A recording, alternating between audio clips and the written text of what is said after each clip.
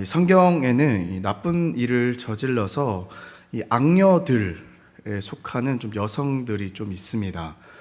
생각나는 여성들이 좀 있을까요? 네? 뭐요? 들릴라.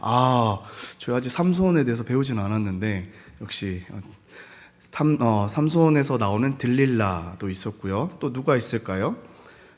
우리 삽비라라는 사람 아시나요?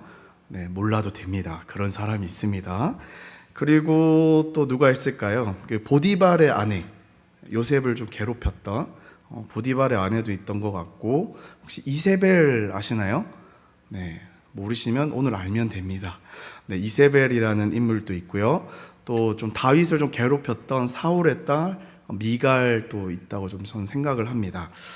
그렇다면 여러 사람을 좀 언급을 했는데, 하나님의 입장에서 이 악녀들 중에 가장 나쁜 악녀를 뽑으라고 하면 누구를 뽑을 수 있을까요? 생각하기 나름이겠지만 오늘 읽었던 그 사람의 이름이 나와야겠죠. 네, 저는 이세벨이지 않을까라는 생각을 좀 해봤습니다. 이 이세벨, 조금만 간략하게 좀 설명을 드리면 구약의 인물 중에 한 사람이죠. 네, 이세벨도 악하지만 이 결혼한 남편도 굉장히 악한 사람이었습니다. 누굴까요? 아합 왕입니다. 이 북이스라엘 왕조 중에 가장 악하다고 악명을 떨쳤던 아합 왕의 아내였습니다. 그래서 이세벨은 아합 왕과 함께요, 이 하나님의 선지자들을 죽이는데 앞장섰던 자들입니다. 그 엘리야 선지자 1대 850의 사건 기억하실 겁니다. 엘리야 선지자를 지지했던 것이 아니라 그때 당시에 바알과 아세라를 섬기는 850명의 선지자들을 지지하기도 했었고요. 그리고 이 사람은 굉장히 자기가 가지고 싶은 것이 있으면은 그 사람을 죽여서라도 가지는 굉장히 악랄한 사람이었습니다. 하지만 그 무엇보다도 이 이세벨이 성경의 악녀들 중에 가장 나쁜 악녀로 뽑히는 이유는요, 바로 그녀가 이 하나님의 백성들을 바알 숭배로 이끌어서 그들이 우상 숭배를 저지르게 만들었다라는 것입니다. 오늘 서론에서 왜 이렇게 제가 이세벨에 대해서 이렇게 장황하게 얘기를 하느냐? 그것은 바로 오늘 여러분들과 함께 살펴볼 이 두아디라 교회를 향하여서 주님께서는 뭐라고 얘기하시냐면, 너희는 이세벨이라는 여자를 용납하여 내가 책망한다라고 평가를 하고 있기 때문입니다. 실제로 이 두아디라 교회에는 카리스마가 있는 여성 교사가 한 명 있었는데요. 그녀는 오늘 아까 잠시 살펴보았던 이세벨과 같이 똑같은 죄를 저지르는 것을 볼 수 있습니다. 곧 그녀는 이 두아디라 교회의 일부 성도들이 이세벨처럼 우상 숭배를 저지르어도 타협의 신앙을 가르쳐서 퍼뜨렸고요. 이러한 이유로 요한은 이 거짓된 자칭 선지자에게 이세벨이라는 적절한 별칭을 붙이게 된 것입니다. 그리고 이 두아디라 교회를 향하여서는 뭐라고 했냐면 우상 숭배에 타협한 교회라고 부르게 됩니다. 구체적으로 어떤 일들이 있었기에 이런 평가를 받았을까요? 오늘 좀 본문을 통해서 함께 좀 살펴보도록 하겠습니다. 지금 우리가 요한계시록 7교회를 한 지가 좀 오래돼서 한번 좀 상기를 하고 가야 될 것 같은데, 이 편지라고 했잖아요. 이 편지에는 이 형식이 있다고 했습니다. 여러분 기억하시나요? 한번 떠올려 볼까요? 첫 번째는 뭐가 나와야 되죠? 이사? 뭐라고요? 인사? 안녕? 네, 인사. 네, 인사 말고요. 하나님에 대한 어려운 말로 칭호 있잖아요. 그래서 내가 이 편지를 쓰는데 그 편지를 쓰는 나는 누구냐를부터 시작해서 하나님의 칭호가 나오고요. 그 다음 두 번째는 뭐죠? 칭찬을 하게 됩니다. 물론 칭찬이 없었던 교회도 있습니다. 그리고 세 번째는 뭐였죠? 칭찬하고 난 다음에 이제 뭐 해야 돼요? 병 줘야 되잖아요. 책망을 이제 주시더라는 거죠. 그 다음 책망 다음에 무엇이죠? 경고를 하십니다. 너네 이렇게 살면 이렇게 될 거야. 경고를 주시고요. 마지막에 뭐예요? 이기는 자에게는 너희에게 뭘 주겠다고요? 하나님의 약속을 주겠다. 요 패턴이었습니다. 다음 주, 다다음 주도 계속 할 거기 때문에 이 패턴은 꼭 기억하셨으면 좋겠습니다. 오늘 이 두아디라 교회에도 똑같은 형식, 똑같은 패턴으로 편지를 쓰는 것을 볼 수 있는데요. 우리 18절 한번 읽어볼까요? 두아디라 교회의 사자에게 편지하라. 그 눈이 불꽃 같고 그 발이 빛난 주석과 같은 하나님의 아들이 이르시되. 지금 나는 누구야? 이 편지를 쓰는 나는 이러한 예수야 라고 지금 소개를 하고 있는데, 지금 두 가지로 소개하는 것을 볼 수 있습니다. 첫 번째 칭호는 뭐냐면, 우리 마지막에 뭐라고 됐죠? 하나님의 아들이라고 지금 소개를 하고 있죠. 여러분, 혹시 이 호칭을 보면서 떠오르는 구약의 말씀이 있을까요? 네. 이거를 알면은 율법교사 하셔야 됩니다. 네. 잘 떠올리기가 어렵죠. 하지만 이 당시 초기 그리스도인들에게는요, 이 호칭을 보면은 떠오르는 성경 말씀이 하나가 있습니다. 그것은 뭐냐면 바로 시편 2편의 말씀입니다. 실제로 이 신약 성경의 전반에 걸쳐서 이 시편 2편의 말씀이 인용이 많이 되었고요.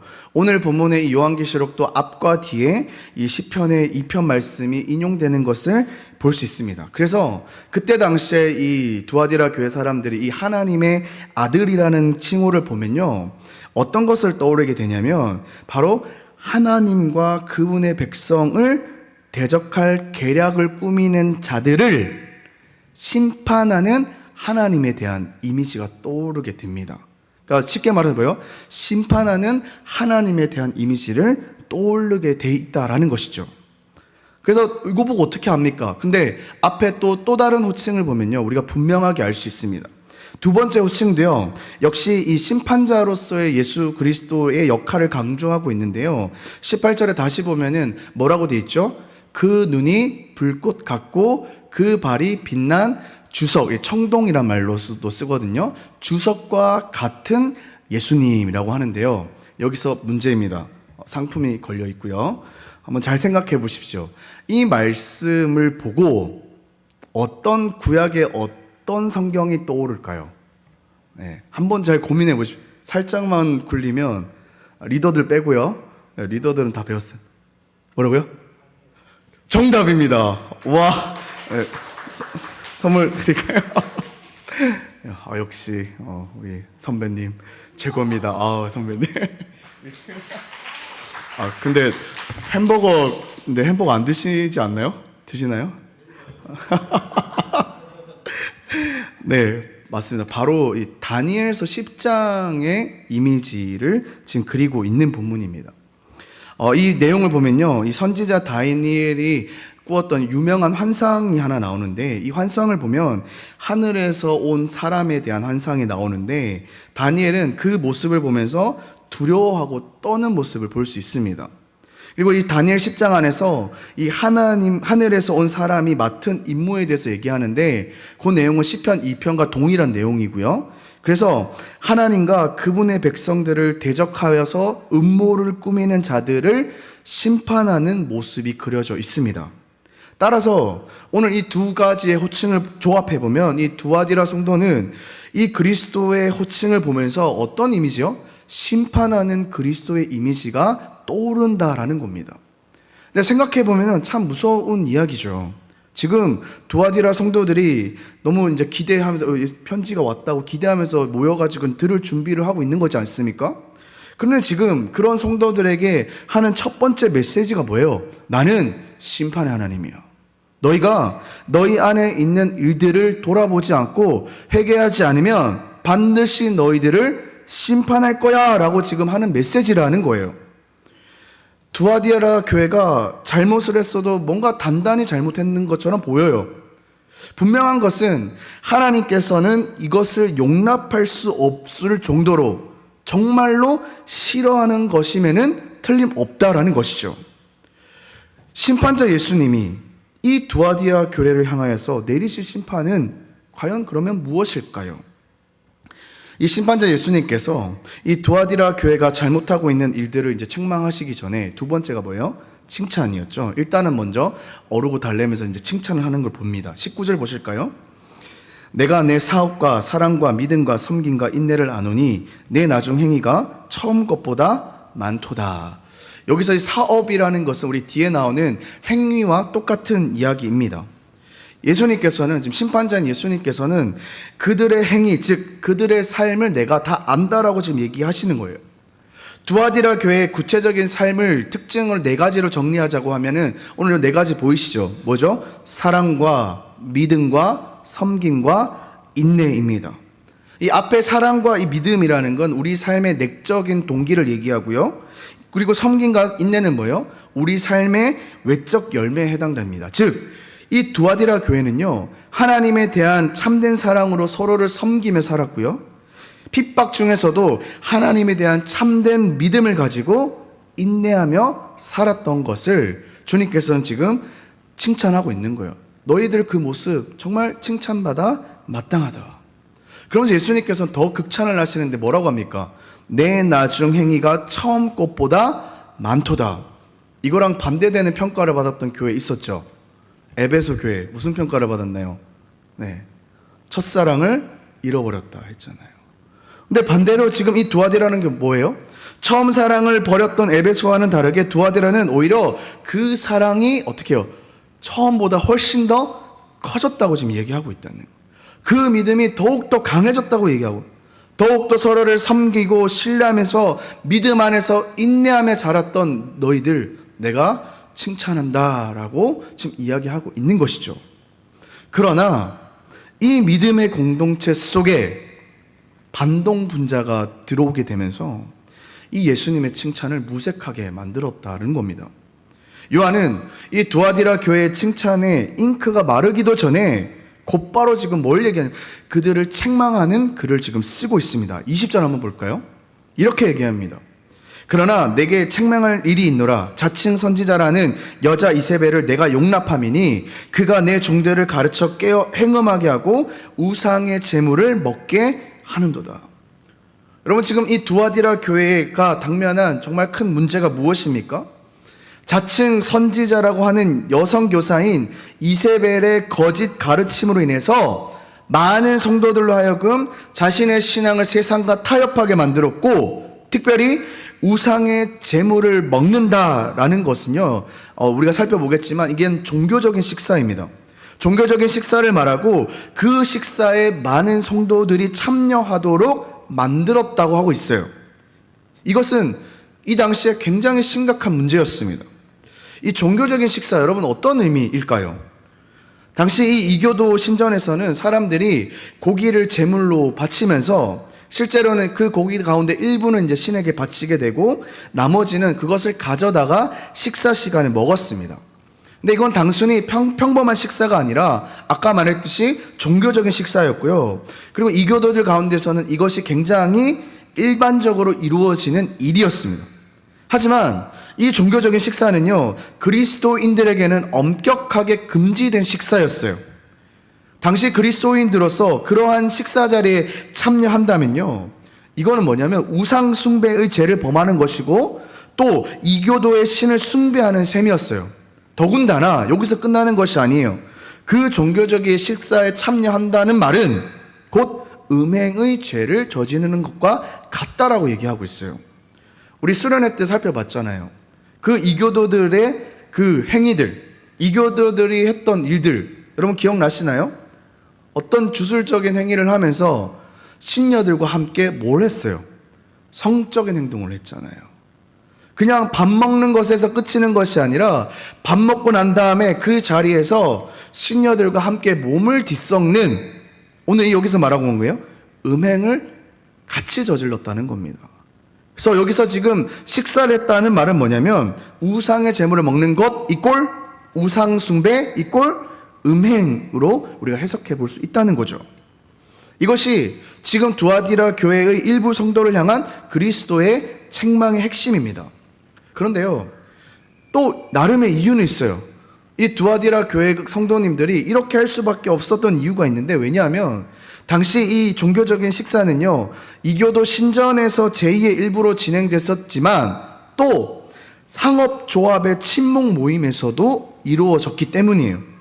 이 상업조합이라고 하면 오늘날로 말하면 이 노동조합이라고 얘기하면 될 거예요. 쉽게 얘기해서 비슷한 업종에 종사하는 노동자들이 조직한 단체였어요.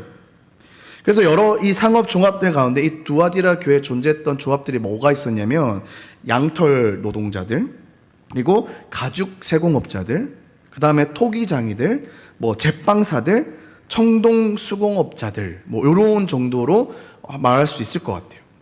근데 이러한 상업 조합들이요, 정기적으로 모여서 공동의 식사를 했는데 이때도 뭘 했을까요?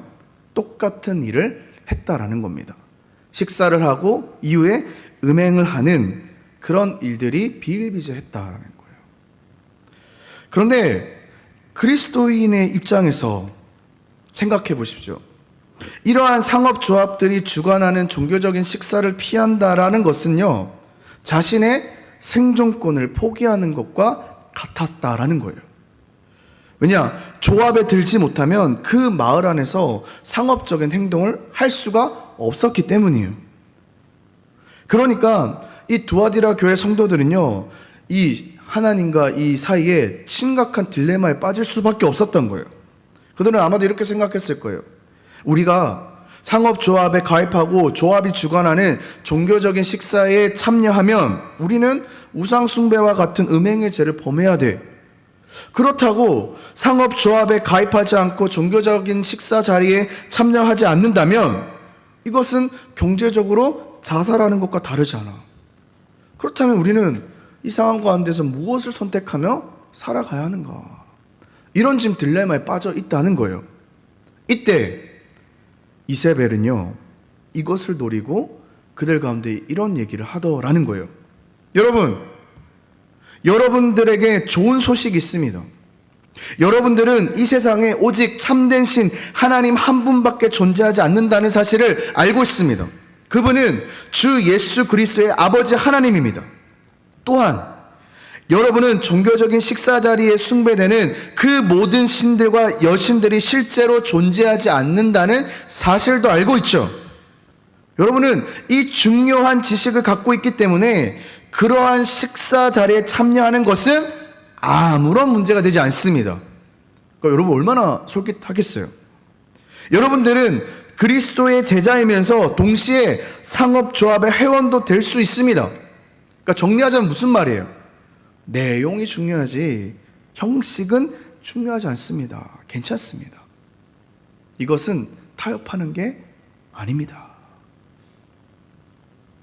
그러니까 그때 당시에 수많은 성도들이 딜레마에 빠져 있는데 얼마나 솔깃해요. 괜찮은 거야? 그래, 내용이 중요하지. 내가 하나님 한 분을 믿는 게 중요하지. 그런 행위는 중요하지 않아. 얼마나 많은 성도들이 넘어갔는지 몰라요. 그리고 어쩌면 이세벨이 그들을 설득하는 일이 그렇게 힘들지 않았을 거예요. 사랑하는 여러분, 우리 가운데서도 많은 사람들이 그저 그럴듯한 신앙의 핑곗거리를 찾아내려고 하고 있지는 않습니까? 우리도 마찬가지지 않아요. 우리는 우리가 하고 싶은 일을 정당화할 수만 있다면 우리 마음 깊은 곳에서는 아니야, 잘못된 거야, 하나님이 좋아하지 않는 일이야 알면서도 어떻게 합니까? 무시하고 그 일들을 강행하곤 하지 않습니까? 그러나 분명한 것은 뭐예요? 심판자 예수님께서 불꽃과 같은 눈으로 이 두아디라 교회의 상황을 깨뚫어 보시고 그래, 그럴 수 있지가 아니라 뭐예요? 책망을 하셨다는 사실이에요. 더군다나 더 심각한 문제가 다음에 나옵니다. 21절 보실까요? 읽어보겠습니다. 또 내가 그에게 회개할 기회를 주었을 때 자기의 음행을 회개하고자 하지 아니하는 도다. 여러 일곱 교회들과 차이점이요, 이 회개에 대한 언급이 다 나오잖아요. 근데 오늘 본문에서는 시제가 다릅니다. 지금 무슨 시제를 쓰고 있어요? 과거 시제를 쓰고 있다는 거예요. 이게 무슨 말이에요? 과거에 이미 주님께서 뭐예요? 너네 지금 잘못된 길을 가고 있어. 그러니까 너희 회개해야 돼. 다시 하나님 앞에 돌아와야 돼. 이미 과거에 말씀하셨음에도 불구하고 그들이 했다 안 했다? 안 했다라는 거예요. 그 말은 뭐예요? 하나님 앞에 섰을 때 여러분, 주님 다시 오시는 그날에 주님 앞에 이 두아디라 교회 성도가 선 거예요. 근데 뭐 할 수 없다는 거예요. 변명할 수 없다는 거예요. 아우, 주님 저 몰랐는데. 내가 진작 얘기했잖아. 이 하려고 하지 않았다는 짧은 어구의 중요성을 여러분 놓치면 안 됩니다. 우리는 이따가 결론에서 오늘날 우리 속에 존재하는 다양한 우상들에 대해서 좀 고민해 보려고 하는데요. 여러분, 우리가 예수님으로부터 우리 주변에 있는 우상들을 지나치게 사랑한 것에 대해서 회개해야 돼, 회개하라라는 명령을 듣는다면 과연 이 이세벨이나 그 추종자들과는 우리가 다르게 반응했을까요? 그 전에 우리의 삶 속에서 우상을 우상되게 만드는 것들은 여러분 무엇입니까? 그것은 곧 우리가 매우 아끼는 그 무엇, 또 우리에게 행복이나 안정감, 의미를 가져다 주는 그 무엇일 거예요. 그런 우상들의 강렬한 유혹과 우상들이 우리의 삶을 지배하는 힘을 우리는 결코 가볍게 여기지 마시길 바랍니다. 이세벨과 추종자들은요, 회개할 기회가 있음에도 불구하고 회개하려 하지 않았습니다. 아니면 못했을 수도 있어요. 너무 잠식되어 있어서. 여러분, 우리는 어떻습니까?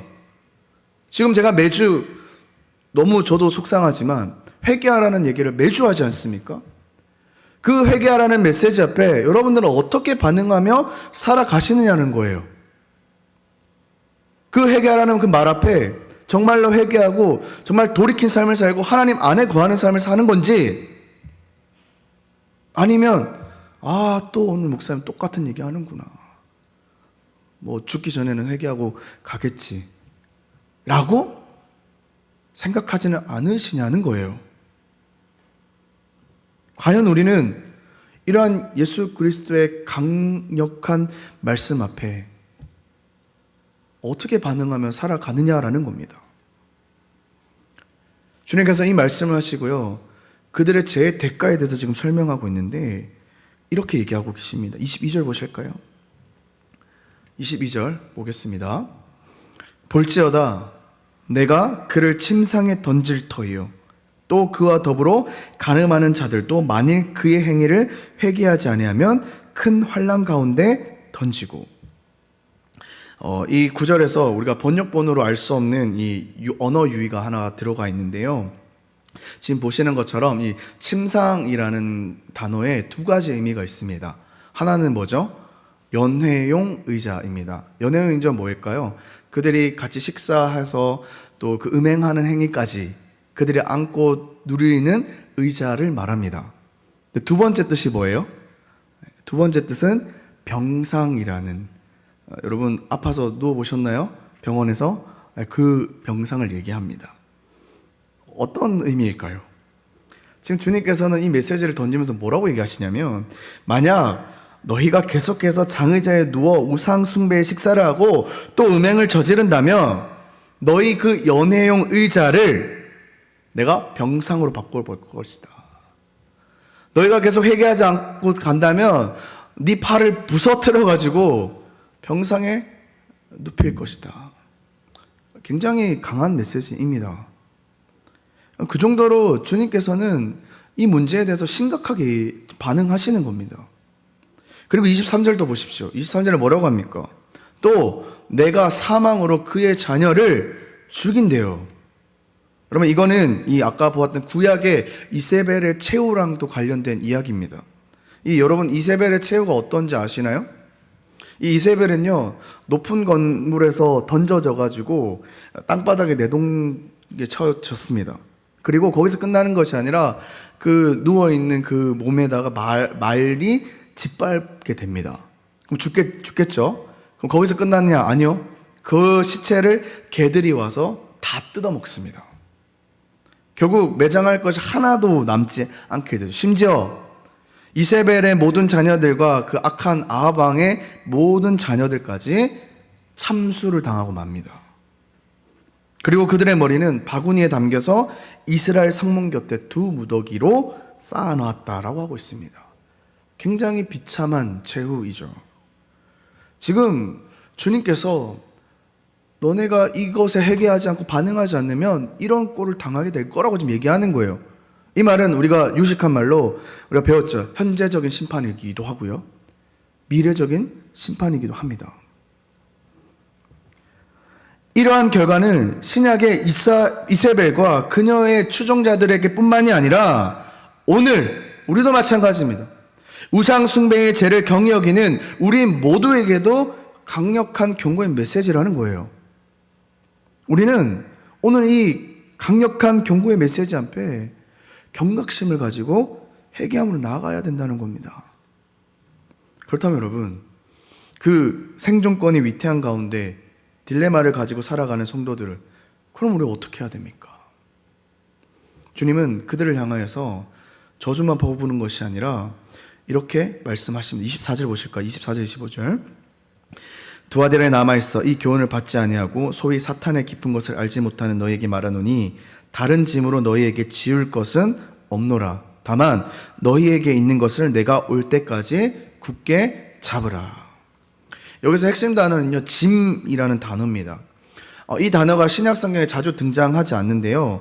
이 사도행전 15장에 사도들의 규례에서 이 짐이라는 단어가 나옵니다. 이 사도행전 15장을 보면 어떤 내용이냐면 예루살렘에서 이 유대 그리스도인 지도자들이 공의회를 열어서 중대한 결정을 내리는 장면이 등장합니다. 그 지도자들은요, 이방인 그리스도인이, 원래는 이제 유대인들밖에 없었잖아요. 예수님이 돌아가고 난 다음에는 이방인 신자들이 많이 모이게 된 거예요. 근데 이 유대인들 사이에서 무슨 문제가 되냐면, 이방인 예수 믿는 사람들은 할례를 해야 되냐, 말아야 되냐, 라는 문제로 이제 회의가 열리게 된 겁니다. 그래서 결정을 내렸는데, 어떤 결정이냐면, 이방인들은 할례를 하지 않아도 됩니다. 라는 중대한 결정을 내리는 회의입니다. 근데 그것만 한 것이 아니라 또 중요한 것들을 하는데, 그래도 이방인들이 예수님 믿으니까 어느 정도 가이드라인은 있어야 되잖아요.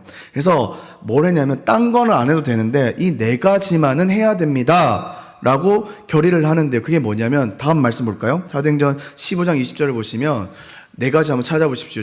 제가 읽겠습니다. 다만 우상의 더러운 것과 음행과 목매어 죽인 것과 피를 멀리하라고 편지하는 것은 옳으니. 4개가 보입니까? 네. 다만 우상의 더러운 것과 음행과 목매어 죽인 것과 피를 멀리하는 것. 요 4가지만은 그리스도인이라면, 이방인 그리스도인이라도 지켜야 합니다라고 결의를 한 겁니다. 근데 문제는 오늘 두아디라 교회 이 4가지 중에 몇 개를 안 지켰죠? 네. 살아 계시죠? 네. 몇 가지예요? 2가지를 안 지켰잖아요. 우상의 더러운 것 먹었잖아요. 2번째 뭐예요? 음행한 짓을 했잖아요. 이런 의미가 담겨져 있는 거예요. 따라서 예수님께서 이 두아디라 교회의 남은 자들에게 나는 너희 위에 다른 짐을 지우지 않을 것이다 라고 말씀하실 때 그 의미는요, 다음과 같습니다. 나는 너희에게 어떤 불합리한 것을 요구하는 것이 아니야. 너희가 짊어져야 하는 짐은 나의 제자라면 누구나 감당해야 되는 것이요. 모든 그리스도인들은 우상의 제물을 먹거나 우상 숭배 죄를 범해서는 안 돼. 모든 그리스도인들은 음행을 저질러서도 안 돼. 그러나 다른 모든 제자들이 기꺼이 감당하는 짐 외에는 너희는 다른 어떠한 짐도 더 지우지는 않을 거야. 근데 여러분, 이게 이방인들 입장에서는요, 이게 굉장한 게요, 유대인들, 여러분, 그들을 올가매는 게 뭐예요? 율법이잖아요. 얼마나 많은 조항들이 있어요. 근데 그거 괜찮아. 대신에 핵심 요 4가지만 지키면 된다라고 지금 얘기하는 거예요. 너희와 마찬가지로 나의 제자들도 상업조합이 주최하는 종교적인 식사라는 유혹 속에서 견디라는 명령을 받았어. 그러니 너희가 가진 것을, 주신 그 말씀을 굳게 잡아서 살라고 지금 얘기하는 거예요.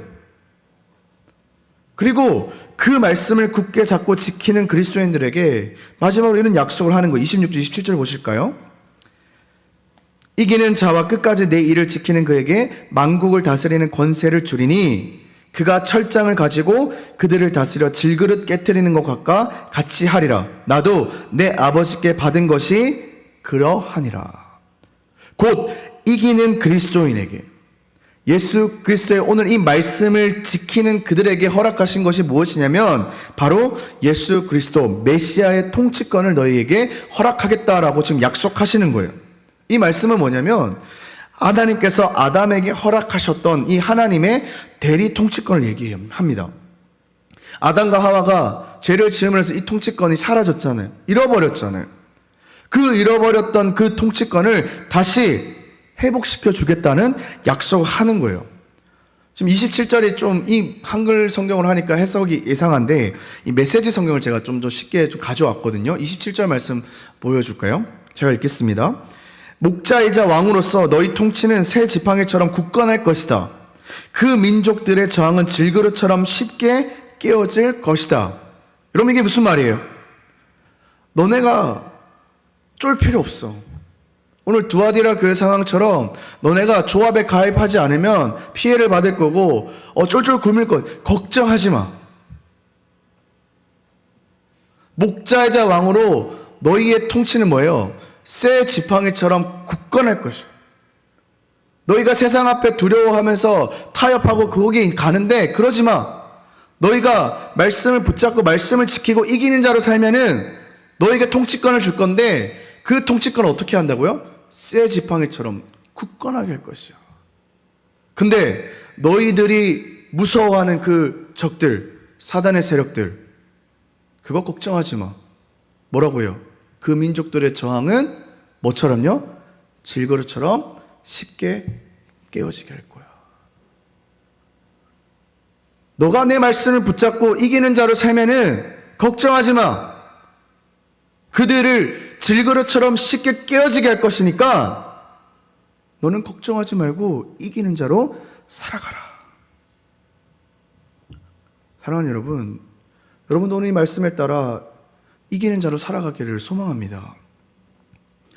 마지막에 뭐라고요? 귀 있는 자는 성령이 교회들에게 하시는 말씀을 들을지어다. 네, 저는 선포했고요. 들을 귀 있는 분들은 들으시면 됩니다. 미국의 유명한 목사님인 이 팀 켈러 목사님이 쓴 책 중에 내가 만든 신이라는 책이 있습니다. 이 내가 만든 신에 이 우상숭배를 목사님이 이렇게 정의하시더라고요. 우상숭배는 좋은 것을 궁극적인 것으로 바꾸는 것이다. 궁극적인 말이 어려워서 제가 한글 성경을 찾아봤더니 사전을 찾아봤더니 더할 나위 없는 지경에 도달하는 것을 얘기하더라고요. 우상을 여러분, 우리가 우상이라고 하면 그 자체를 굉장히 나쁘게 생각하는 경우가 있는데요. 잘 보시면 그 우상이라고 생각하는 것들이 사실 나쁘다고 보기는 좀 어렵습니다. 이 우리가 우상숭배라고 죄를 말하는 그 죄는 그보다 훨씬 더 미묘한 문제예요. 실제로 이 우상은요, 더 좋은 것이 많아요.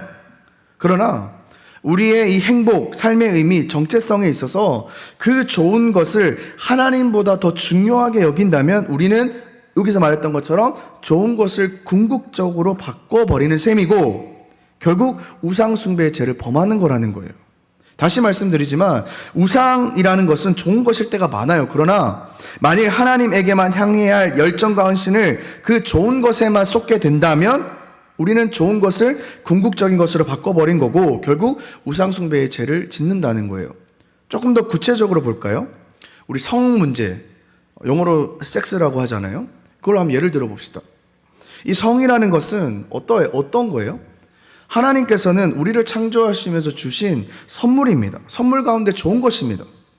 더 정확하게 말하면 이 성적인 관계는 결혼이라는 언약 관계를 맺은 남편과 아내 사이에서 일어난다면 좋은 것이죠.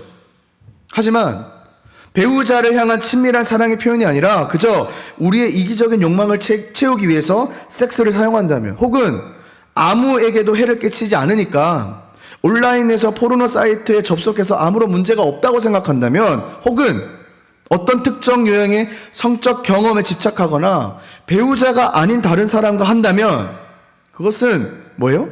우리는 좋은 것을 궁극적으로 바꿔버린다는 거예요. 그리고 곧 그건 뭐예요? 우상숭배라는 겁니다. 우리가 일에 대해서도 한번 생각해 볼까요? 일을 좋은 거예요? 나쁜 거예요?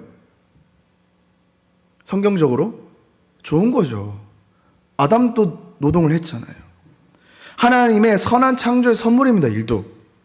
이런 하나님께서 우리에게 맡기신 재능을 활용하는데 좋은 수단이 되고요. 우리 가족과 나 자신을 지키기 위해서 필요한 것을 공급하기 위해서 하는 중요한 수단입니다. 또한 사회생활 가는데 그리스도인의 제자임을 드러내기 위한 좋은 수단이 됩니다. 그러나 만약 권력과 특권과 돈을 얻기 위해서 자기의 일에 집착하고 지나치게 집착한다면, 혹은 지나치게 열심히 일을 하느라 하나님의 관계에 대해서 소홀하거나, 혹은 이 일을 하기 때문에 나의 소중한 사람들, 나의 가족들을 외면한다면, 그건 뭐예요? 일 중독이잖아요. 그것도 곧 뭐예요? 곧 좋은 것을 궁극적으로 바꿔버리는 우상숭배라는 겁니다. 한 가지만 더 볼까요? 우리의 자존감, 자아 존중감, 좋은 것이죠. 우리 모두는 하나님의 형상을 가지고 있기 때문에 가치가 있고 중요하고 소중한 사람입니다. 건강한 우리의 자존감을 유지하는 거 분명 좋은 겁니다. 하지만 스스로가 중요한 사람이라는 이 자의식이 지나치다면, 혹은 삶에서 가장 중요한 사람이 오직 나뿐이라고, 혹은 어떤 상황에서 자기 중심적인 생각에만 몰두하며 산다면, 그것 또한 뭐예요? 좋은 것을 궁극적으로 바꾸는 우상숭배라는 것입니다. 이 외에도 다양한 것들이 많죠. 제가 오늘 집에서 세 번째 질문에 여러 가지 토픽들을 좀 던져놨습니다. 좀 여러분들이 좀 이런 주제들에 대해서 좀 고민해 보는 시간이 되었으면 좋겠어요. 그냥 당연하게 받아들이지 마시고요. 이게 하나님 입장에서 뭐가 좋지? 근데 이것이 어떻게 될 때에 우상숭배가 되는지에 대해서 좀 조원들끼리 모여서 좀 같이 좀 고민해 보는 시간이 되었으면 좋겠습니다. 말씀을 맺겠습니다. 사랑하는 여러분은 혹시 이 삶 속에서 좋은 것을 궁극적으로 바꿔버리고 있지는 않습니까? 여러분들 삶 속에서 행복과 삶의 의미와 정체성을 결정하는 데 있어서 하나님보다 더 중요하게 여기고 있는 것은 없습니까?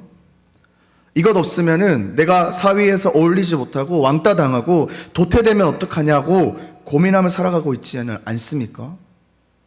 그러나 한 가지 분명한 사실은요, 그 사이에서 타협하며 살아가는 자들에게는 하나님께서는 심판을 허락하신다는 것이고, 타협하지 않고 본인의 신앙을 지키는 자들에게는 하나님께서 반드시 붙잡아 주시고 그것 가운데서 하나님의 통치를 누리게 한다는 사실입니다.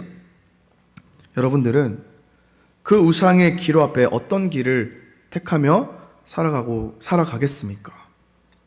바라기는 수많은 내 앞에 있는 우상들 앞에 믿음으로 하나님을 택하며 더 이상 이 세상을 두려워하지 말고, 그래서 타협하지 말고 하나님의 붙잡음으로써 믿음으로 당당하게 살아가는 여러분들 되시기를 주님의 이름으로 간절히 소망합니다.